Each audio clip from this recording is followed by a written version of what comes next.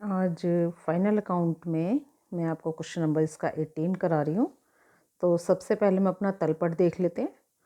तलपट में हमें इसने कैपिटल, आपका drawing, building, machinery, stock, furniture, wages, आपका भाड़ा और परचेज, जर्नल एक्सपेंस।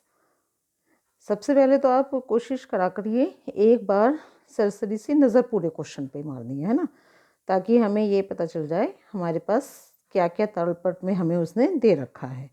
और उसके बाद फिर हम एक बार अच्छे से अपनी समायोजनाओं को पढ़ेंगे, ताकि जब हम अपना क्वेश्चन करें तो हमें ये पता हो दिमाग में पहले ही कि हमारे पास आउटस्टैंडिंग क्या है, प्रीपेड क्या है, एक्यूड क्या है। अब फाइनल अकाउंट यहाँ पर आपका क्लोजिंग स्टॉक दिया हुआ है। ठीक है, ये आपके देनदारों पर संचिति दी हुई है, डेप्रिसिएशन दे रखा है, रहन यानी आपका मोर्टरेज है उस पर एक ब्याज भी देना है आपको। ठीक है, और इसके लिए पुस्तकों में कोई प्रविष्टि नहीं करी, तो यानी हम अब लेखा करेंगे इसका। विज्ञापन, एडवर्टाइजमेंट आमतौर पर हम पूरा ही दिखाते हैं अपने P&L अकाउंट में, लेकिन इसने विज्ञापन के लिए क्या लिख रखा है, 1/3 तक अपलिखित करना है। तो ये एडजस्टमेंट ज़रा थोड़ा ध्यान से समझिएगा बच्चे।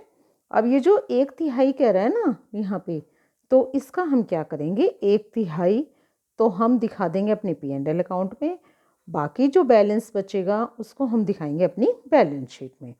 तो चलिए हम अपना क्वेश्चन स्टार्ट करते हैं। सबसे पहले अपना स्टॉक ले लेते हैं। स्टॉक इसने दे रखा है आपका 7,834 रुपये। ठीक है, तो स्टॉक दे रखा है इसने आपका 7,834 रुपये।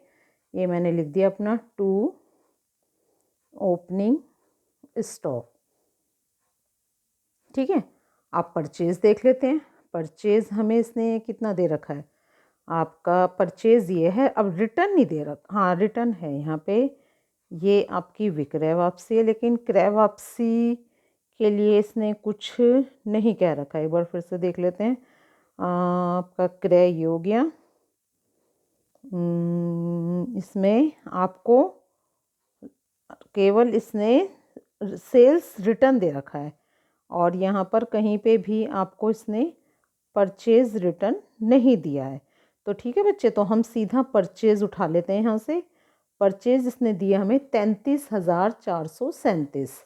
ठीक है, तो परचेज 33,437। ठीक है, तो टू परचेज। अब ज़रूरी नहीं है कि हर क्वेश्चन में वो रिटर्न भी दे। ठीक है बच्चे, ये आपके क्वेश्चन का तलपट पे डिपेंड है कि उसने क्या क्या आपको समायोजनाएं या क्या क्या अमाउंट दिया। यदि उसने रिटर्न नहीं दिया तो डायरेक्ट आप परचेज को यहाँ दिखाएंगे। इसके बाद अब हम अपना फैक्ट, सीधा ये दिख ही रहा है आपको परचेज से संबंधित खर्चा है, तो पहले हम उठा के इसे ही लिख देते हैं। ये दे रखा है इसने हमें आपका 952 रुपये। ठीक है, ये मैं लिख देती हूँ क्योंकि ये आपका परचेज से संबंधित है। इसके साथ के साथ ये लिख देते हैं टू फ्राइट ऑन परचेज। चलिए अब देखते हैं और फैक्ट्री से संबंधित क्या क्या इसने हमें खर्चा दे रखा है। ये सब आपका टैक्स, एडवर्टाइजमेंट, फ्री होल्ड नहीं है, कुछ भी नहीं है। अब हम अपना विक्रय देखते हैं, यानी सेल्स। सेल्स दे रखा है 61,725, तो हम सेल्स लिख लेते हैं यहाँ पे, by sales 61,725 by sales. Return हमने स्टार्टिंग में देख ही लिया था, तो इसलिए मैंने इसको पहले ही अंदर लिख दिया। ठीक है, क्योंकि हमने रिटर्न अपने क्वेश्चन में एक बार चेकआउट कर लिया था। तो रिटर्न इसने कितना दे रखा है आपका 683। ठीक है, तो हम इसमें से 683 रुपये आपके माइनस कर देंगे। ठीक है, 5 में से 3 गए, यहाँ 2 बचे, 12 में से 8 गया आपका 4, 6 में से 6 गए आपके 0, तो 61,042 हमारी सेल्स आ गई है। अब हम क्या लिखेंगे, बाय क्लोजिंग स्टॉक। और क्लोजिंग स्टॉक कितना दे रखा है इन्होंने हमें, 8,931 रुपये। तो हम यहाँ लिख देंगे 8,931 रुपये। बस, इसके अलावा तो हमें कुछ दे ही नहीं रखा। और आमतौर पर आपकी वेजेस, आपकी फैक्ट्री लाइट वगैरह दे रखी होती है, वो इसने हमें यहाँ पे कुछ नहीं दी है। ठीक है, बस अब अंदाज़ा हो जाता है बच्चे, हमेशा जब भी आप ग्रॉस प्रॉफिट निकाल रहे हो तो थोड़ा सा अंदाज़ा देखो, यहाँ 61,000 आ रहा है, 8 ये 68,000 तो वैसे ही हो गया सीधा, तो यानी इधर का ही ज़्यादा आ रहा है, तो हमारा प्रॉफिट में ही आंसर आएगा। ठीक है, तो अब हम यहाँ पे लिख देते हैं, इसका टोटल कर लेते हैं पहले, क्योंकि योग हम हमेशा ज़्यादा वाले का ही लिखते हैं, क्योंकि यदि इधर का आपको ज़्यादा दिख रहा होता तो हम एक बार को रफ में कोशिश कर लेते पहले, और फिर लॉस आता तो हम यहाँ कमी लिखते। इधर कमी आ रही है तो ये हमारा प्रॉफिट है बच्चे। ठीक है, 2 और 1 3 और 9 और 4 ये, और सॉरी 4 3 आपका 7 और ये 9 और ये 9, ये आ गया आपका। अब इसका टोटल कर लेते हैं और इसमें से माइनस करके देखते हैं हमारा ग्रॉस प्रॉफिट कितना आ रहा है। अच्छा, यहाँ पे बच्चे एक चीज़ रह गई, वेजिस। देखो वेजिस भी दे रखी थी, वेजिस भी हमारी किससे संबंधित है, आपके ट्रेडिंग से, तो 9,675 रुपये। तो यहाँ पे हम वेजिस लिखेंगे, टू वेजिस 9,675 रुपये। अब इसको जोड़ लेते हैं और फिर निकालते हैं अपना ग्रॉस प्रॉफिट। ठीक है, ये मेरा आपका क्रेडिट साइड का टोटल आ गया था, ये डेबिट का आ गया था। ठीक है, उसके बाद मैंने वेजिस इसमें नहीं जोड़ा था, वेजिस मैंने बाद में जोड़ा है, तो मैंने इसको अलग से माइनस कर दिया, तो ये आ गया आपका 18,075 रुपये। तो ये हमारा ग्रॉस प्रॉफिट, इधर कमी आई है तो हम इसे क्या लिखेंगे, टू ग्रॉस प्रॉफिट आपका 18,075 रुपये, और ये आ जाएगा ग्रांड टोटल यहाँ पे 69,973। तो ये आपका ग्रॉस प्रॉफिट आ गया, ये आपका बाय में ट्रांसफ़र हो जाएगा, तो बाय ग्रॉस प्रॉफिट बीडी ये आ जाएगा आपका कितना, 18,075 रुपये। ठीक है, चलिए अब हम अपना P&L से संबंधित खर्चे देखना स्टार्ट करते हैं। ठीक है, डेप्रिसिएशन वगैरह बाद में लिखेंगे, पहले हम और चीज़ें देख लेते हैं। देखो जर्नल एक्सपेंस 1766, तो मैंने पहले ये लिख दिए आपके 1766 आपका टू जर्नल एक्सपेंस। ठीक है, चलिए पहले हम ऐसी ही चीज़ें लिख लेते हैं जो आपके, अभी एक बार यहाँ पे भी नज़र मार लेना, प्रीपेड वगैरह आउटस्टैंडिंग नहीं है, बस केवल विज्ञापन के लिए बोल रखा है इसने, और बाकी प्रीपेड आउटस्टैंडिंग इसने कुछ नहीं बोला है। ठीक है, फिर रेंट एंड टैक्स है 770 रुपये, तो हम यहाँ पे लिखेंगे टू रेंट एंड टैक्स आपका 770 रुपये। चलिए आगे, ये आ गया आपका, कल भी समझाया था बच्चे, यदि आपको अशोध्य ऋण क्रेडिट में दे रखा हो, है ना, ये provision for bad debts credit में आ रखा है, तो इसको हम सीधा बाय में ले जाएंगे। तो इसको हम दिखा देते हैं, by bad debts provision ION ये है ना, 500 रुपये।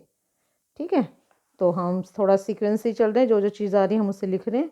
आपका रेंट एंड टैक्स लिख दिया। अब एडवर्टाइजमेंट देखो, एडवर्टाइजमेंट कितना है यहाँ पे, 10,716, तो मैं यहाँ लिखूँगी टू एडवर्टाइजमेंट 10,716। ठीक है, अब क्या कह रहा है ये, यहाँ पर इसका विज्ञापन का 1/3 आपको अपलिखित करना है, तो हम ये इसका 1/3 रफ में निकाल लेते हैं पहले। ठीक है, तो यह है हमारे पास 10,716 का 1/3। ठीक है, तो यह आ जाएगा 3 एकम 3, 3 तिया 9, यहाँ बचा 1, 3 पंजे 15। ठीक है, ये पॉइंट एक बार फिर से अमाउंट चेक कर लेते हैं, 10,000 आपका एडवर्टाइजमेंट 10,716 ही है, और अपलिखित कितना करने को कह रहा है, 1/3। ठीक है, इसका 1/3 हम निकाल लेते हैं, तो ये 1/3 आ गया इसका 3,572 रुपये। ठीक है, अब यहाँ पे आप लिख सकते हो ₹10716 इंटू 1/3। ठीक है, रिटर्न ऑफ। ठीक है, यहाँ पे ये लिखने की ज़रूरत नहीं पड़ेगी हमें सीधा हम यहाँ ब्रैकेट में दिखा देंगे कि हमें इसका 1/3 रिटर्न ऑफ करना है, जो कि हमारा आया है ₹3,572। ठीक है बच्चे, क्योंकि इसने 1/3 करने को कहा है तो हमें यहाँ पे ये पूरा अमाउंट दिखाने की जरूरत नहीं, हम इसे यहाँ ब्रैकेट में दिखा देंगे कि हमने इसका 1/3 दिखाया है।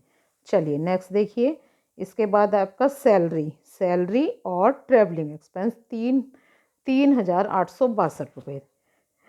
3,862 है आपका टू सैलरी एंड ट्रैवलिंग।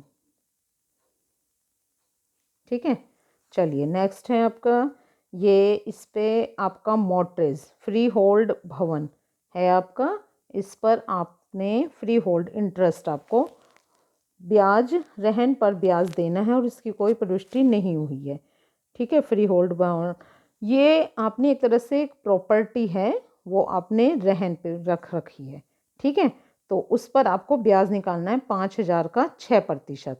ठीक है, ये 5,000 का हम निकालेंगे 6%, तो 5,000 का आपने निकाला 6%, तो ये आ गया 5×6 = 30, 0 और ये आपका 300 रुपये। ठीक है, तो इसको हम यहाँ लिखेंगे टू इंटरेस्ट ऑन मोर्टगेज, आपका कितना, ये आ गया 300 रुपये। चलिए अब आगे डेप्रिसिएशन क्यों, अच्छा बीमा भी है अभी यहाँ पे, बीमा इंश्योरेंस के हैं आपके 326 रुपये, तो हम यहाँ दिखाएंगे 326 रुपये आपका टू इंश्योरेंस। चलिए बस, और क्या बचा है, एडवर्टाइजमेंट। आप बैड डेब्ट्स देख लेते हैं, बैड डेब्ट्स अलग से दे रखा है, साधारण व्यय आपका, ये अशुद्ध ऋण के लिए प्रावधान। अच्छा बैड डेब्ट्स इसने अलग से नहीं दिया है, इसने केवल ये वाली विभिन्न देनदारों पे 5% प्रावधान करा है। तो देनदार कितने हैं आपके, ये देनदार हैं 17,860, तो 17,860 का आपको 5% निकालना है, तो 1 0 1 0, अब इसे 5 से पहले मल्टीप्लाई कर लेते हैं, फिर 10 से डिवाइड कर देंगे, तो आ जाएगा 5×6 = 30, 8×5 = 40, 43 4, 5 7 35, 35 4 39, 3 5 3 8, 8930 और 10 की 1 0 चलेगी, तो 893 आपका बैड वो आ गया, कितना 893, हाँ दिखाएंगे 893 बैड डेब्ट्स। यदि इसने बैड डेब्ट्स दिया होता तो उसमें प्लस कर देते, ये हमारा बैड डेब्ट्स रिजर्व सीधा यहाँ लिखा जाएगा, क्योंकि पुराना कोई नहीं है हमारे पास इसमें प्लस करने के लिए। अब डेप्रिसिएशन देख लीजिए, मशीन पर 10% है, मशीन तथा हाँ और फर्नीचर पर है आपका 5%। तो पहले हम हेडिंग डालेंगे टू डेप्रिसिएशन ऑन एसेट्स। अब अपनी एसेट्स वगैरह देख लेते हैं क्या क्या है, एक तो फर्नीचर है, ठीक है,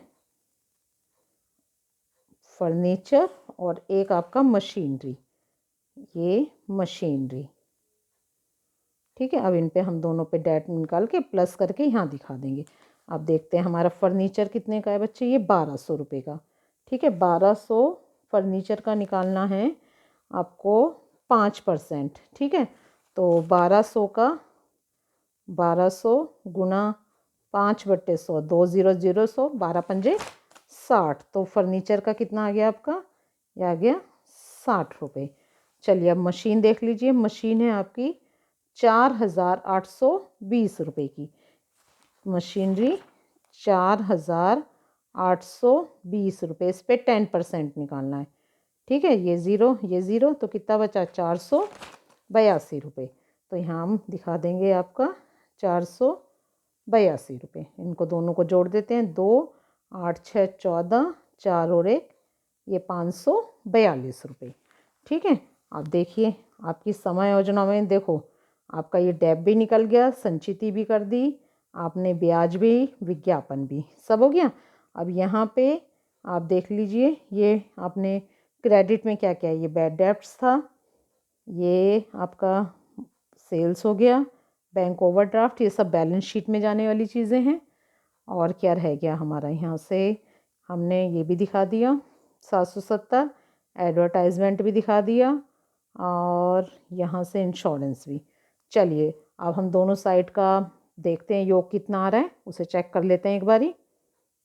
ये हमने दोनों साइड का टोटल कर लिया। ये हमारा क्रेडिट है और ये हमारा डेबिट साइड है।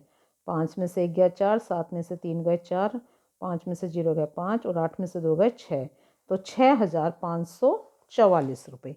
तो हम यहाँ दिखाएंगे 2, इधर कमी आ रही है हमारी, 2 नेट प्रॉफिट 6,544 रुपये।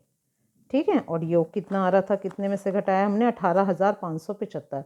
यहाँ दिखा देंगे 18,575 और ये 18,575। तो ठीक है बच्चे, ये हमारा ग्रॉस प्रॉफिट आ गया, ये हमारा नेट प्रॉफिट। तो एक बार क्वेश्चन और देख लीजिए आप। ठीक है, तो ये मैंने इसका नेट प्रॉफिट निकलवा दिया है आपको।